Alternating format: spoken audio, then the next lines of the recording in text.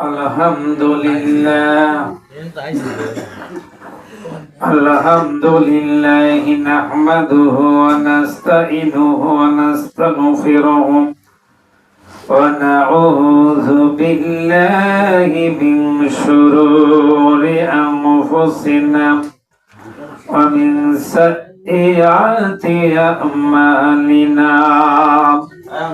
من يهدي الله فلا مضل له ومن يضلله فلا هادي له ونشهد أن لا إله إلا الله وحده لا شريك له وأشهد أن محمدا عبده ورسوله الذي أرسله بالحق بشيرا ونذيرا وداعيا إلى الله بإذنه وسراجا منيرا.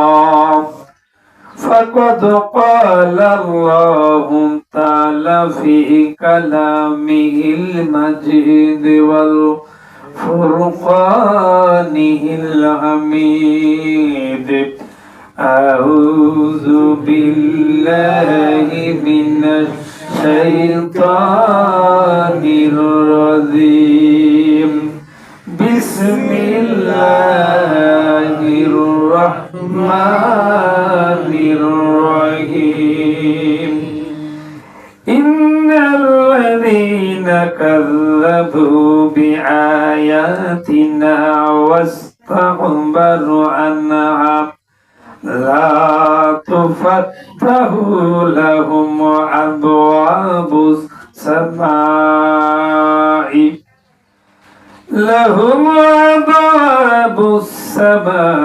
ولا يدخلون الجنة حتى يلج الجمل في سم الخياط وكذلك نجزي المجرمين. فقال ما كان محمد أبا أحد من رجالكم ولكن رسول الله وخاتم النبيين وكان الله بكل شيء عليما.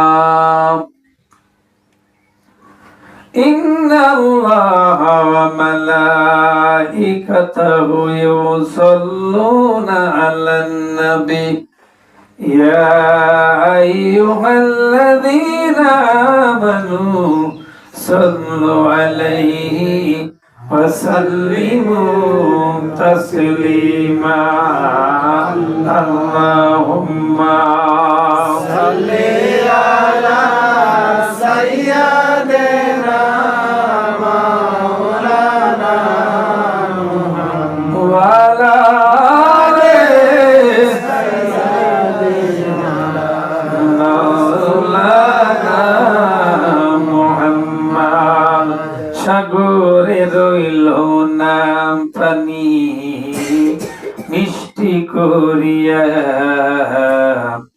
এই জমিনে নাজিল করো বৃষ্টি করিয়া। সাগরে রইল না পানি মিষ্টি করিয়া এই জমিনে নাজিল করো বৃষ্টি করিয়া। তুমি দয়ার দরিয়া, তুমি দয়ার দরিয়া, দয়ার দরিয়া। আল্লাহুম্মা সাল্লি আলা সাইয়্যিদিনা মাওলানা মুহাম্মদ ওয়া আলা আলি সাইয়্যিদিনা রাসূলুল্লাহ জমিন জিন্দা করো কুদরতির ওই হাতে, বান্দাকে হায় বাঁচাইলা মাংস মাছে ভাতে। আল্লাহু আকবার।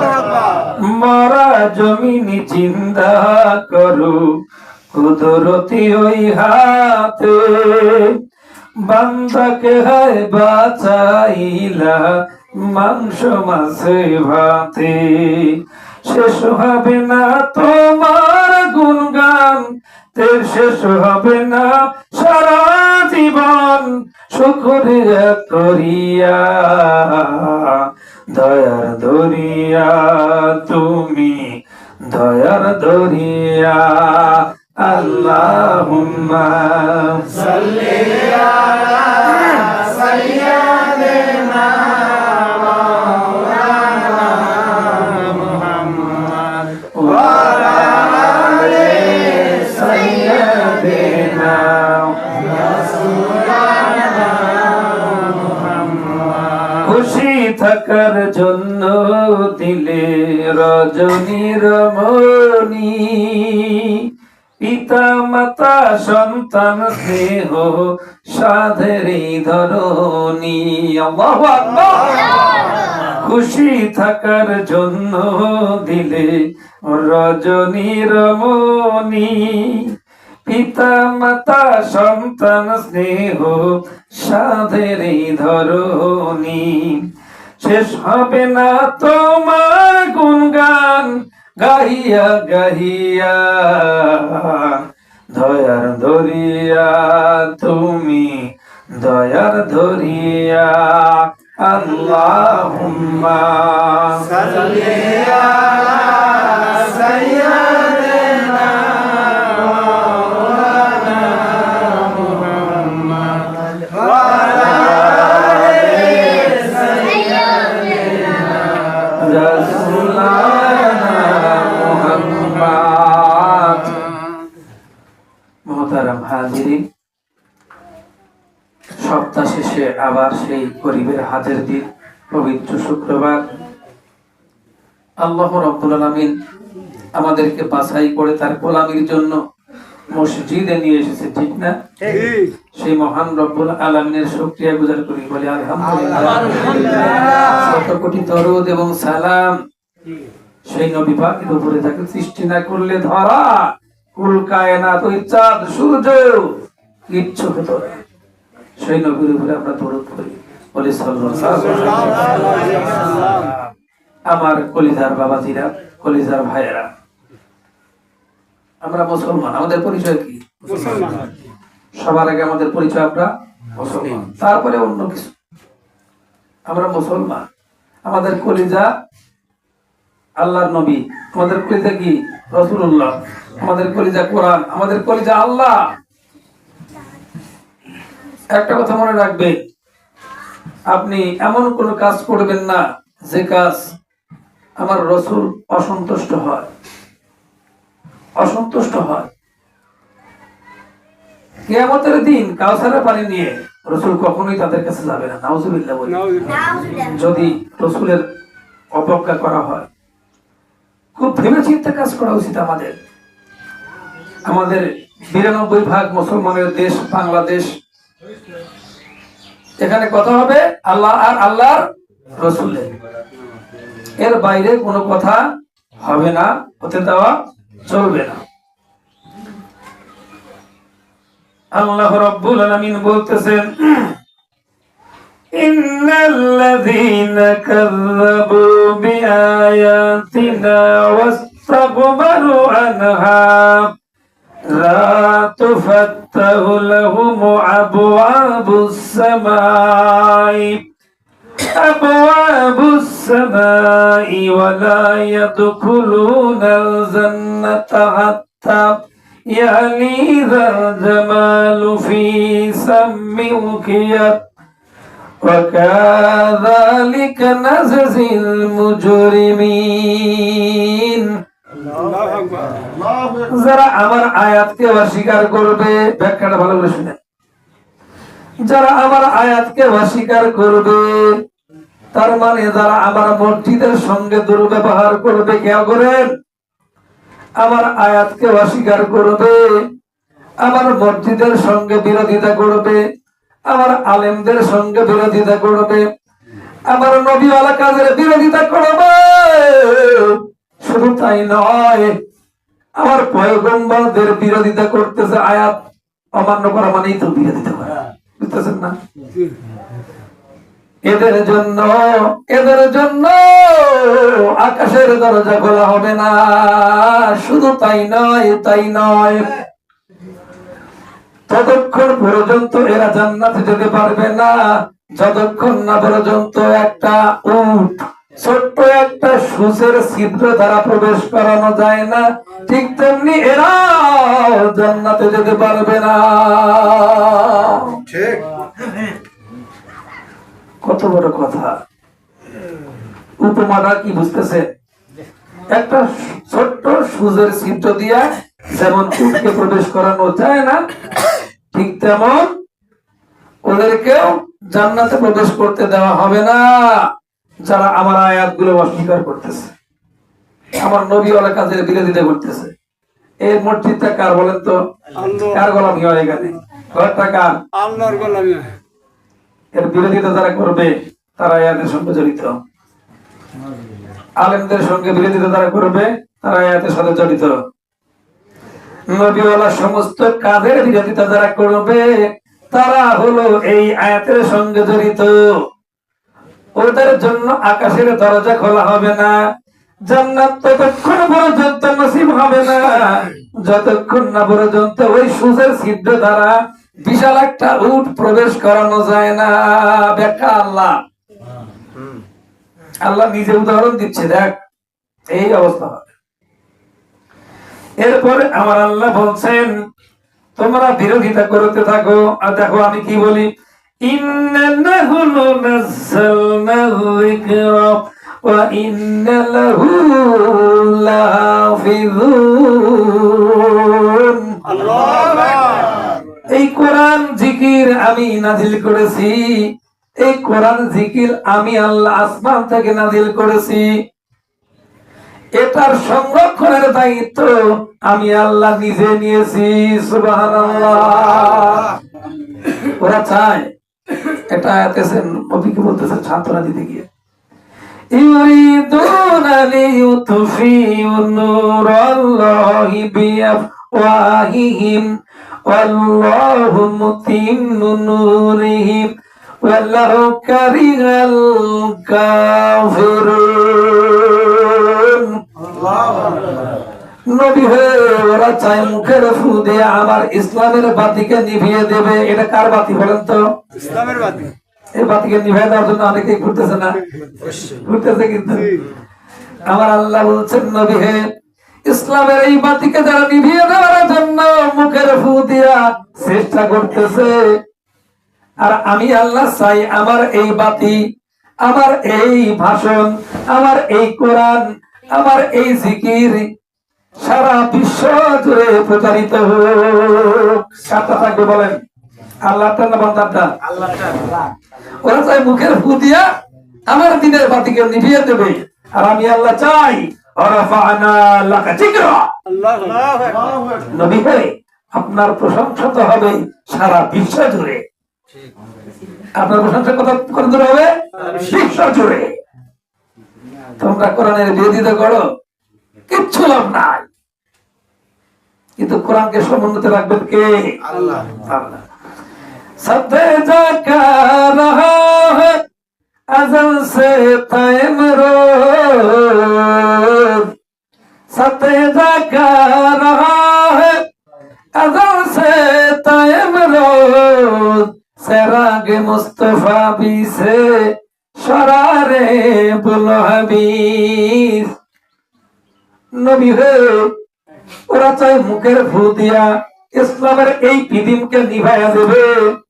আপনি চিন্তিত হবেন না, কিন্তু আমি আল্লাহ রাব্বুল আলামিন সারা বিশ্ব জুড়ে আমার ইসলামকে প্রচার করে দেব। আপনি অন্যায় কাজ করবেন আর ওটাই মেনে নেওয়া হবে, তাই মনে করছেন যতক্ষণ পর্যন্ত নবীওয়ালা থাকবে, যতক্ষণ পর্যন্ত আলেমরা থাকবে, রাসূলের সুন্নাহ বিরোধিতা করতে দেওয়া হবে না। অন্যায় ভাবে আপনি হয়তো পানিতে ডুব দিয়ে পানি খাইলেন, কেউ দেখে নাই, দেখছে কে? আল্লাহ দেখছে, কিন্তু আল্লাহ। আসেন দেখি সে একটা কথা বলি। বাগদাদ শহরের ঘটনা। একজন কসাই, ওই ব্যক্তি মোটামুটি আল্লাহওয়ালা কসাই, প্রতিদিন ছাগল জবেহ করে বাজারে বিক্রি করতে করতে রাত হয়ে যায়, রাতে ফেরে। প্রতিদিনের মতো ওই দিন ছাগল জবাই করছে, এরপরে গোস্ত গুলো বিক্রি করতেছে। বিক্রি করতে করতে অনেক দেরি হয়ে যায়, রাত্রে বেশি ভারী হয়ে যায়। এবার রাত্র বেলায় যখন বাড়ির দিকে রওনা দিছে, খেয়াল করে দেখে রাতের বেলায় কিন্তু একটা আওয়াজ হলেই অন্তরের মধ্যে কি লাগে? লাগে না? ভয় লাগে। এবার গোঙানির আওয়াজ পাওয়া যায়। গোঙানির আওয়াজ শুনে একটু ভীতম বিস্তৃত হলো লোকটা। এরপর সামনে একটু যখন আগালো, কোন একটা কিছুর সঙ্গে পায়ে ধাক্কা লেগে উপর খেয়ে পড়ে যায়। এবার উঠে খেয়াল করে দেখে একটা মানুষ গোমরাচ্ছে, তার পিঠে ছুরি। খেয়াল করবেন, কথা বলবেন না। ইমাম সাহেব যখন কথা বলে, পরিপ্রেক্ষিতে যখন আপনারা কথা বলেন, বিশাল একটা অন্যায়, কিন্তু আপনারা কিন্তু এই সব থেকে মাহরুম হয়ে যাবেন। না বুঝলেও চুপ করে বসে থাকেন, কিন্তু কথা বলবেন না। এবার কসাই বেচারা পিঠের থেকে ছুরিটা খুলছে, ছট করে খুলে ফেলে লোকটাকে বাঁচানোর জন্য ঘাড়ে নিচে নিয়ে দৌড়ানো শুরু করেছেন, কিন্তু বেচারা বাঁচাতে পারলেন না, ঘাড়ের উপরেই মারা গেছে। এবার সামনে কিছু লোকজনেরা এসে পড়েছে, তারা খেয়াল করলো ওই লোকটা, ওই লাশটা তার কাঁধের উপরে, আর ছুরি হলো ওই কসাইয়ের হাতে। সবাই ধারণা করেছে এই কসাই তাকে মেরে ফেলেছে। সিনেমার ঘটনা হতো না? আসে, ঘটনাটা এরকম হয়ে গেল। এবার দোষী হয়ে গেল কসাই, বাদশার কাছে নিয়ে যাওয়া হয়েছে। এবার বাদশার সমস্ত কথাবার্তা শুনে মেলে তার শিরচ্ছেদের রায় হয়ে গেল। কেসাস হবে, কি হবে? হত্যা। যেহেতু হত্যা করছে, রায় তো হয়ে যাবে এখন হত্যা। এবার তিনি বললেন, ওহে আমার দেশের মানুষ, আমি দুটো কথা বলতে চাই আমার হত্যার আগে। ঠিক আছে, তোমাকে সময় দেওয়া হলো, কথা বলো। আজকে যে হত্যা হয়েছে, ওয়াল্লাহি আল্লাহর শপথ করে বলছি, এই হত্যা আমি করি নাই, তবে আল্লাহ ছাড় দেন, ছেড়ে দেন না। আজ থেকে 30 বছর আগে একটা ঘটনা ঘটছিল, ওই ঘটনার সঙ্গে 2টা মৃত্যুর সঙ্গে আমি সরাসরি জড়িত। আজকেরটা হয়তো আমি করি নাই, কিন্তু একটা দিন আমি করছি, তারই ফসল আজকে আমি পাইলাম। কিভাবে করছিলাম? আমি তখন মাঝি ছিলাম, মাঝি নৌকায় লোকজনকে পারাপার করতাম। একটা সুন্দরী মেয়ে আর একটা ওই সুন্দরীর মা, দুজন আমার নৌকায় উঠলো, পার হলো। এরপর বেশ কিছুদিন ওই মেয়েটা আমার নৌকায় পারাপার হলো, তার সঙ্গে আমার একটা ভাব সম্পর্ক হয়ে গেল, প্রণয় ঘটিত ব্যাপার হয়ে গেল। কিন্তু মেয়েটা ছিল অনেক ধনী, ধনী পরিবারের মেয়ে, আর আমি মাত্র মাঝি। বিয়ে কি হওয়া সম্ভব? হয় নাই। অপমান অপদস্থ করে তাকে ঘাড় ধাক্কা দিয়ে বের করে দেওয়া হলো। এবার লোকটা মন মারা হয়, মাঝি মানুষ নৌকা চালায়। বছর 2 পর হঠাৎ করে একটা মেয়ে, তার কোলে একটা বাচ্চা, তার নৌকায় উঠছে। এবার দেখেই সে চিনে ফেলেছে, এই তো আমার সেই প্রিয়তমা। ওহে, তুমি কি আমাকে চিনতে পেরেছো? চিনেছি। সেই দিনগুলোর কথা কি তোমার মনে পড়ে না? তোমার জন্য আজও অবধি আমি কিন্তু বিয়ে করি নাই। এবার মেয়েটা বলল, ভাই রে, ওদিনের কথা ভুলে যাও। আমার কোলে যে সন্তান দেখতে পাচ্ছ, এটা আমার স্বামীর সন্তান, আমার বিবাহ হয়ে গেছে। কসাই ওই মাঝি, এই কসাই কিন্তু ওই মাঝি, তার মধ্যে হিংস্রতা থেকে উঠলো, তোকে যেহেতু বিয়ে করতে পারি নাই, তোর সতীত্ব নষ্ট করব। এই নৌকার মধ্যে আমি আর তুই ছাড়া কেউ নাই, কেউ দেখতে পাবে না। ছোট্ট মাসুম বাচ্চাকে শোয়া দিল, এরপর জবরদস্ত করা হচ্ছে। কিছুতেই যখন পেরে উঠতেছে না, এবার পাষণ্ডটা ওই মাসুম বাচ্চার চুলের মুঠি ধরে পানির মধ্যে বারবার চুবায়, বলে তুই রাজি হবি কিনা বল, রাজি হবি কিনা বল। তুই যদি রাজি হওয়ার সন্তান বাঁচবে, নয়তো সন্তানকে আমি বাঁচতে দেব না। এবার মেয়েটা বলছে, ও মালিক, আমাকে সাহায্য করো, আমাকে সাহায্য করো, আমি আবার সতীত্ব নষ্ট হতে দেব না। সতীত্ব কত বড় জিনিস, কত মূল্যবান জিনিস আমরা বুঝি না। এবার সন্তানকে আবার চুবনি দেওয়া হলো। অনেকক্ষণ হাত পা চড়াচড়ি করতে করতে স্তব্ধ হয়ে গেল, নিথর হয়ে গেল, সন্তান শেষ। তারপরে সতীত্ব দেয় নাই। এবার মেয়েটার উপরে জুলুম করা হচ্ছে, লগি বৈঠা দিয়ে মারা হচ্ছে। তোর সতীত্ব দিবি না, তোর জীবন দিবি। এবার না পেরে মেয়েটাকে ফলায় দিছে পানির মধ্যে, ফেলে বারবার চুলের মুঠে ধরে আর নিচের মধ্যে রেখে দেয়। যখন বুড়বুড়ি কাটে, হাত পা নাড়ে, অনেকক্ষণ পরে আবার তোলে, তুই রাজি কিনা বল। না, জীবন চাই যা, কিন্তু সতীত্ব দেব না। এবার মেয়েটাও এক সময় হাত পা নাড়াচাড়া বন্ধ হয়ে গেল, নিথর দেহ, দুনিয়া থেকে সে বিদায় হয়ে গেল। এমন প্রসন্ন দুইটা জীবনে এক দিনের মধ্যে শেষ। ওই পানির খবর, ওই নৌকার খবর তো আর কেউ জানে না। কে জানে? জানে কে? ইন্নাহুম ইয়াকিদুনা কাইদা আকিদু কাইদা ফামাহিলিল কাফিরিনা আমহিলহুম রুয়াইদা। ওরা কৌশল করে, আর আমিও আল্লাহ রাব্বুল আলামিন কৌশল করি। এবার বলো, ওদের চাইতে কার কৌশল বড়? আল্লাহর কৌশল। ওদেরকে কিছু সময়ের জন্য ছেড়ে দেন নবী, কিছু সময়ের জন্য ওদেরকে ছেড়ে দেন। এরপরে তো ওরা সুম্মা ইলাইনা তুরজাউন, আমার কাছে ফিরে আসবে, ফিরে আসতে হবে। তখন মজা আমি বুঝাবো। এবার ওই দরবারে যারা ছিলেন, প্রত্যেকটা মানুষের চোখ বেয়ে অশ্রু ঝরছে, দাড়িগুলো ভিজে যাচ্ছে। আরে মানুষ এত পাষণ্ড হয়, মানুষ এত পাষণ্ড হয়। আপনি আজকে যেটা করবেন হয়তো কেউ দেখে নাই, কেউ জানে না। এই প্রকৃতির নিয়মেই দুনিয়ায় আপনার শাস্তি কিছুটা হয়ে যাবে, ছাড় দেওয়া হবে না। মনে করছেন আপনি অন্যায় করতেছেন, কোন কালে গেছে মরার পরে, ওটা তার বিষয় না। না, আপনাকে ছাড় দেওয়া হচ্ছে না, ধরে রাখেন, আপনারও বিচার হবে। আলেমদের সঙ্গে দুর্ব্যবহার করার কারণে মনে আছে তো, আবাবিল, ছাত্র নামক আবাবিল আল্লাহ পাঠায়া দিলেন। মাত্র কয়েকদিনের মধ্যে, 1 মাস লাগলো না, স্বৈরাচার বিদায়। আলেমদের সঙ্গে দুর্ব্যবহার, সাবধান হয়ে যাও, সাবধান হয়ে যাও। আল্লাহর শপথ করে বলছি, আপনাদের এই মসজিদে যতদিন হলো আমি আছি, আজ পর্যন্ত কোনদিন কারো নাম নিয়ে কোনো কথা বলছি? কে বলতে পারবেন? কে বলতে পারবে? আল্লাহি, আল্লাহর শপথ, কোন দলের দালালি করার জন্য বসি নাই, কিন্তু শুধু একজনের দালালি করি। কার দালালি?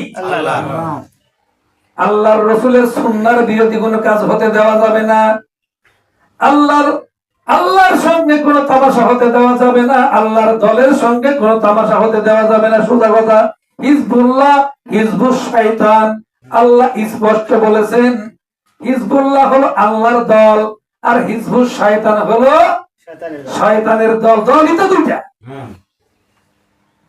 তুমি পয়সা পয়সা তোমার বিবেক খাবেই না, বিবেক চিন্তা ভাবনা আছে নাকি?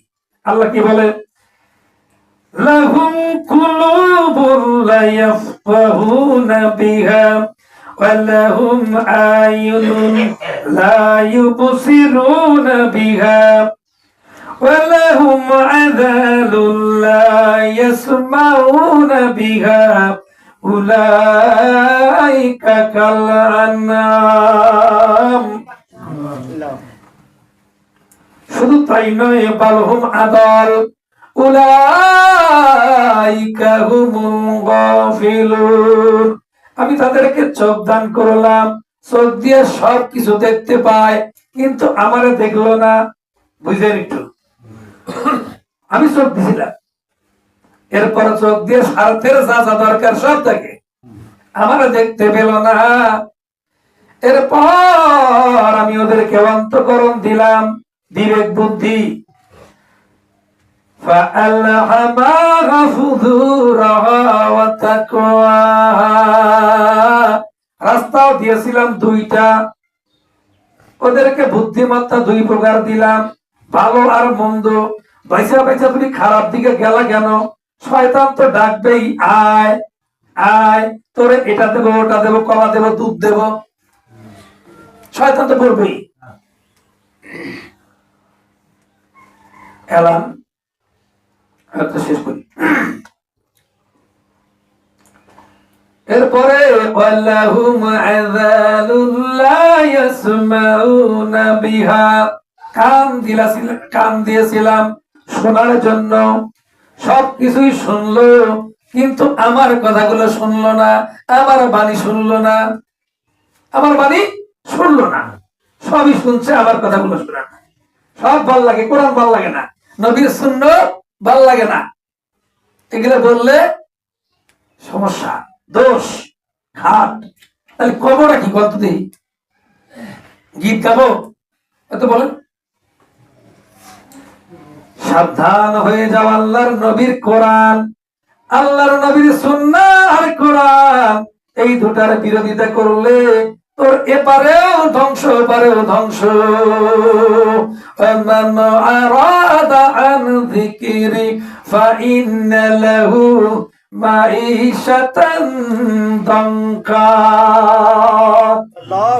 আমার কোরআনের বিরোধিতা যারা করবে, আমার জিকিরের বিরোধিতা যারা করবে, ওদের জীবনটা আমি দঙ্কা করে ছেড়ে দেব।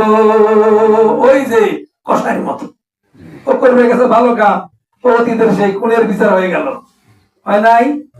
এরকম ভাবে হবে। আজকে ভালো আছো, একটা সময় আসবে যখন তুমি এই প্রতিফলন পাবে। আলহামদুলিল্লাহি রাব্বিল আলামিন। শেষ করার আগে আপনাদের সবাইকে দাওয়াত, আমাদের মসজিদের জালসা, সবাই মিলে আমরা এটাকে সাফল্যমণ্ডিত করব ইনশাআল্লাহ। একজনও, এই যে এটাকে বললাম না বাতি, ইসলামের বাতি, এর বাইরে যারা যাবে তাদের কি হবে বুঝতেছেন তো? এক নাম্বার, ওরা তো জাহান্নাম, ওদের জন্য আকাশের দরজা খোলা হবে না। দুই নম্বর, ওরা জান্নাতে দিতে পারবে না, যেমন সূর্যের মধ্যে দিয়া উট ঢোকানো যায় না। সবই বোঝেন, কিন্তু তারপরে যদি না বোঝার হাত করে, তাহলে আল্লাহ বিচার করবে। আসসালামু আলাইকুম ওয়া রাহমাতুল্লাহ। যারা নামাজ পড়েন নাই সুন্নাতটা পড়ে নেন।